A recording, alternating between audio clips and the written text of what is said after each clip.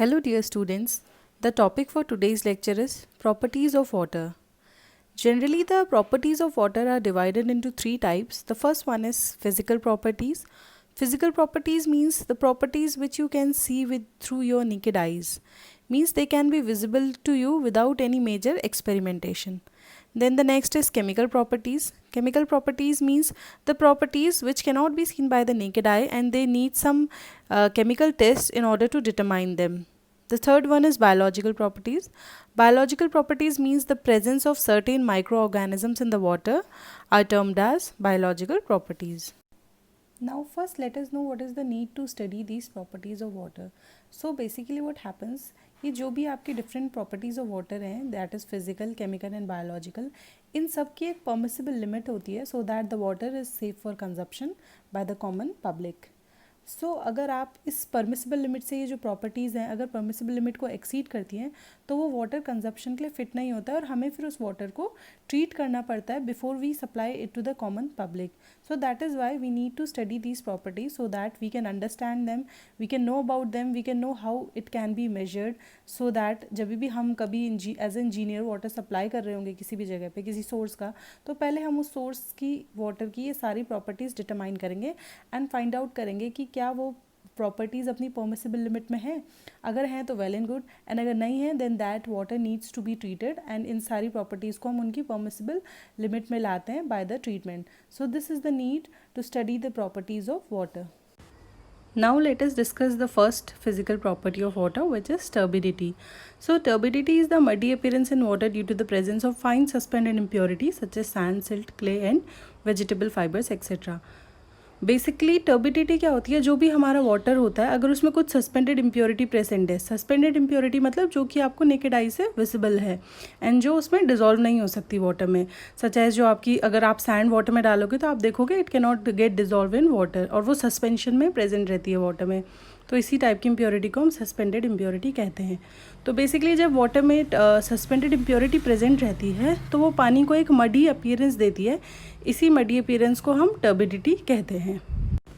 Now how turbidity is measured. So it is measured by turbidity rods in fields and by turbidimeters and nephelometers in labs.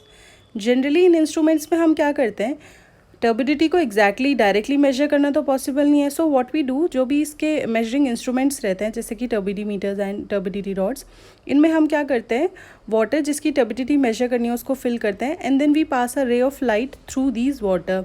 अब generally क्या होता है, जो turbidity जिन वजह से होती है सस्पेंडेड इम्प्योरिटी मीन्स, तो सस्पेंडेड इम्प्योरिटीज़ क्या करती हैं, रे ऑफ लाइट को अपने थ्रू पास नहीं होने देती. तो जो वाटर जितना ज़्यादा टर्बिड होगा उसके थ्रू उतनी ही कम लाइट पास हो पाएगी. सो जनरली हम इन इंस्ट्रूमेंट्स में इसी लाइट को, जिस लाइट को हम पास करते हैं उसको मेजर करते हैं कि वो कितना एब्जॉर्व हो रही है, स्कैटर हो रही है. तो जितना ज़्यादा वो एब्जॉर्व या स्कैटर होगी मींस पानी उतना ही कम टर्बिड है, और जितनी कम एब्जॉर्व एंड स्कैटर होगी मींस पानी उतना ही ज़्यादा आपका टर्बिड है. So it is measured by this method. Now what is the unit of turbidity. Unit means how do we know कि 1 यूनिट ऑफ टर्बिडिटी किसके इक्वल है. सो इसके लिए हमने एक स्टैंडर्ड पैरामीटर सेट किया है. मीन्स हम क्या करते हैं, 1 लीटर ऑफ डिस्टिल्ड वाटर में हम 1 मिलीग्राम ऑफ सिलिका को डिजॉल्व करते हैं एंड इसके थ्रू जितनी भी टर्बिडिटी प्रोड्यूस होती है उसी को हम 1 यूनिट ऑफ टर्बिडिटी कहते हैं. So it can also be called as standard unit of turbidity. If somebody asks you what is the standard unit of turbidity, so you may answer that it is that turbidity which is produced by mixing 1 milligram of fine silica in 1 liter of distilled water. Thus turbidity is measured in milligram per liter or parts per million. Now let's discuss about turbidimeters. So they are generally of two types. The first one is Jackson turbidimeter and the second one is Baylis turbidimeter. The difference between these two is that the Jackson turbidimeter is used to measure higher amount of turbidity that ranges between 20 to 1000 milligram per liter generally, and the Baylis turbidimeter is used to measure low amount of turbidity which ranges between 0 to 20 milligram per liter. Both of these turbidimeters work on absorption principle. Means इनमें हम जो कि light को major करते हैं वो हम absorb light को मेजर करते हैं. Now let's discuss about nephelometer. So nephelometer are also turbidimeter, but the difference is that they work on scattering principle. Means इनमें की जो हम ray of light जो measure करते हैं वो हम वाटर सैंपल से जो लाइट स्कैटर हुई है उसको मेजर करते हैं, वेरेज जो आपके टर्बिडीमीटर्स थे उसमें हम एब्जॉर्ब लाइट को मेजर करते हैं। एंड जनरली आजकल आपके लार्ज स्केल में नेफ्लोमीटर्स ही यूज़ होते हैं। One more thing to note down is that in these turbidimeters means nephelometers में, for determining the standard unit of turbidity, instead of silica we use formazine, means हम 1 milligram of formazine को 1 liter of distilled water में mix करते हैं, and that turbidity is called as standard unit of turbidity in these turbidimeters. And that is Y जब भी हम इसे turbidity major करते हैं तो उसको कभी कभी हम FTU में भी डेजिग्नेट करते हैं, means formazin turbidity unit. Now what is the permissible and desirable limit of turbidity? First let us discuss the difference between permissible and desirable limit. Desirable limit means जितना लिमिट उस चीज़ की हम अपने water में चाहते हैं कि उतनी होनी चाहिए. एंड परमिसिबल लिमिट मीन्स अगर किसी रीजंस की वजह से वाटर में टर्बिडिटी की डिज़ायरेबल लिमिट एक्सीड हो चुकी है, सो वो कितना एक्सीड कर सकती है, मीन्स हम कितना टर्बिडिटी परमिट कर सकते हैं वाटर में सो दैट वो वाटर कंजप्शन के लिए सेफ होगा, that is called as permissible limit. Means उससे ज़्यादा टर्बिडिटी की वैल्यू एक्सीड नहीं करनी चाहिए वाटर सैंपल में. अगर एक्सीड होती है तो we need to treat the water.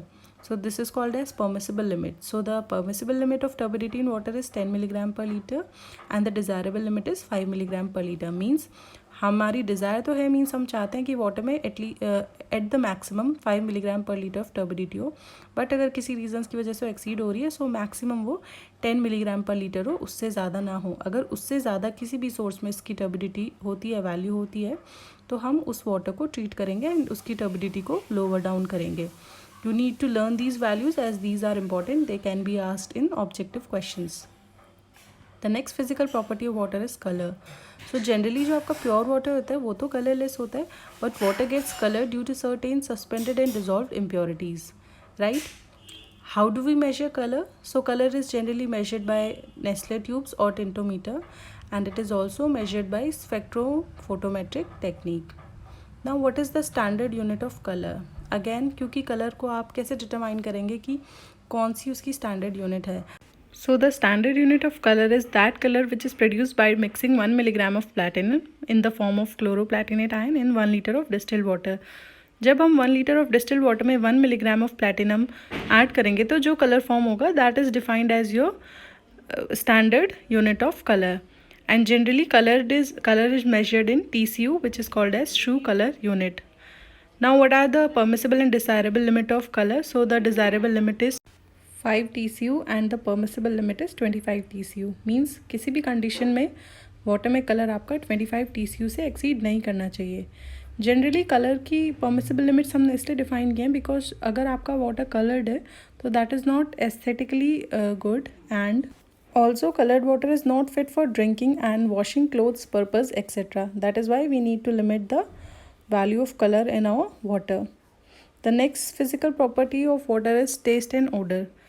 Generally pure water आपका tasteless होता है, but the taste and odor are induced in water due to certain dissolved organic and inorganic impurities or dissolved gases.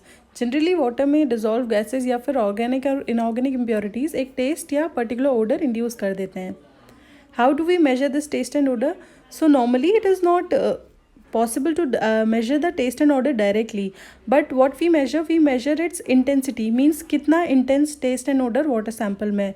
So it is measured by a term called as threshold odor number, TON. Generally TON को हम किस फॉर्मूले से निकालते हैं? It is equals to A plus B upon A, where A is the volume of undiluted sample, मतलब आपका जो ओरिजिनल सैम्पल है जिसका टेस्ट एंड ओडर डिटरमाइन करना है उसका कितना वॉल्यूम है. Then B is the amount of water added to the undiluted sample to make it tasteless और odorless. सपोज अगर आप टेस्ट मेजर कर रहे हैं सो B वो अमाउंट ऑफ वाटर है, प्योर वाटर, प्लेन वाटर, जो आप ऐड करेंगे सो दैट उस वाटर से वो जो पर्टिकुलर टेस्ट है वो गायब हो जाए. या फिर अगर आप ओडर मेजर कर रहे हैं तो B वो अमाउंट ऑफ वाटर है जो आप एक्स्ट्रा ऐड करेंगे सो दैट वाटर सैंपल से हमारी ओडर चली जाए. सो TON का फॉर्मूला बनता है A plus B upon A. For example अगर आपका जो वाटर सैंपल है जिसका टेस्ट एंड ओडर डिटरमाइन करना है, सपोज उसका वॉल्यूम है 10 ml एंड सपोज हमने 90 ml एक्स्ट्रा वाटर ऐड किया सो दैट उससे टेस्ट एंड ओडर गायब हो जाए. सो आपका जो TON निकलेगा वो निकलेगा A plus B, यानी 10 plus 90 divided by A, which is 10, which is coming as your again 10। So आपका TON निकलता है 10। तो इस वजह से इस तरीके से हम टेस्ट एंड ओडर की इंटेंसिटी को डिटरमाइन करते हैं. Remember students, we can not measure taste and odour but we can measure its intensity. So the permissible and desirable limit of taste and odor in our water is, the desirable limit is 1 TON and the permissible limit is 3 TON. Means desire हमारी है कि पानी में maximum जो test and order हो 1 TON हो, but maximum वो अगर किसी रीजंस की वजह से बढ़ जाता है तो it can exceed up to 3 TON. In no case it should be greater than 3 TON. So these three were the physical properties of water. Hope the topic is clear to you. In the next lecture, we'll discuss the chemical properties of water. Thank you.